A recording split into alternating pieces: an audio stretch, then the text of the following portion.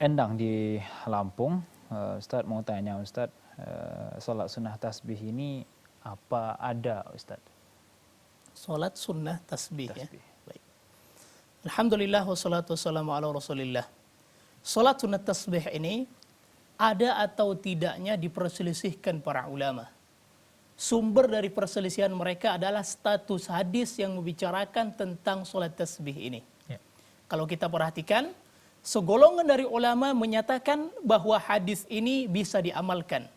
Yang mengatakan hadis ini bisa diamalkan, mereka menghukuminya bahwa hadis tersebut tingkatannya hasan li ghairi atau sahih li ghairi. Sedangkan yang kedua menyatakan bahwa hadis ini tidak bisa diamalkan. Mereka mengatakan bahwa tingkatan hadis tersebut dhaif atau palsu, ya. Kalau kita perhatikan pengusung dari pendapat ini, maka semuanya adalah imam-imam besar. Di antara para ulama yang berpendapat bahwa hadis yang berkaitan dengan salat tasbih ini bisa diamalkan, di antaranya adalah Imam Abu Dawud. Sebagaimana kita ketahui, Imam Abu Dawud merupakan salah satu perawi hadis.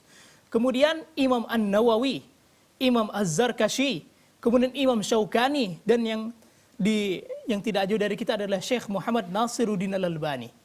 Mereka ini berpendapat bahwa hadis yang berkaitan dengan salat tasbih ini bisa diamalkan. Kemudian golongan yang kedua mengatakan bahwa salat tasbih ini tidak bisa diamalkan karena hadisnya dhaif atau palsu.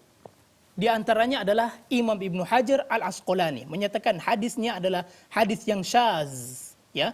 Kemudian selanjutnya adalah Imam Ibnu Abdul Bar, kemudian Imam Al-Jauzi, kemudian Syekhul Islam Ibnu Taimiyah, dan di zaman sekarang adalah Syekh Muhammad bin Shalih Al-Utsaimin, Syekh Ibnu Baz, dan Syekh Shalih Al-Fauzan.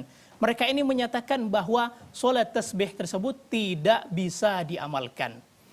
Dan tentu di sini bukan merupakan kewenangan kita untuk merojihkan mana pendapat yang terkuat, karena masing-masing dari yang ahli di bidangnya berselisih di dalam memutuskan kesahihan hadis tersebut.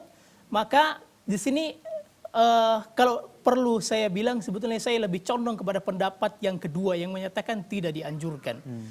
Landasannya apa? Landasan saya pegang salah satunya adalah Ibnu Hajar mengatakan bahwa hadis yang berkaitan dengan salat tasbih ini riwayatnya syaz. Apa arti riwayat syaz?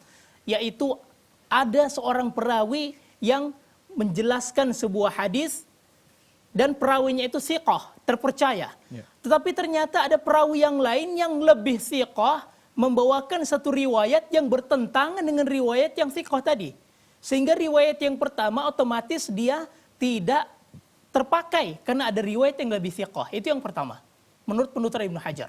Yang kedua, salat tasbih ini merupakan salat yang tidak masyhur di karangan 4 imam.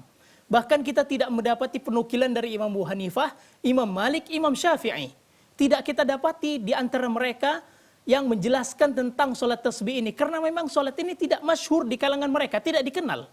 Dan Imam Ahmad Ibnu Hanbal yang mendapati adanya salat tasbih ini, beliau ditanya tentang riwayatnya. Maka beliau mengatakan riwayatnya dhaif, tidak bisa diamalkan. Ya. Jadi, wallahu ta'ala alam, kami lebih memilih kepada pendapat yang kedua. Dan tentu saja karena ini masalah khilafiyah, tidak bisa kita menyalahkan orang yang mengamalkan salat tasbih ini. Wallahu ta'ala alam.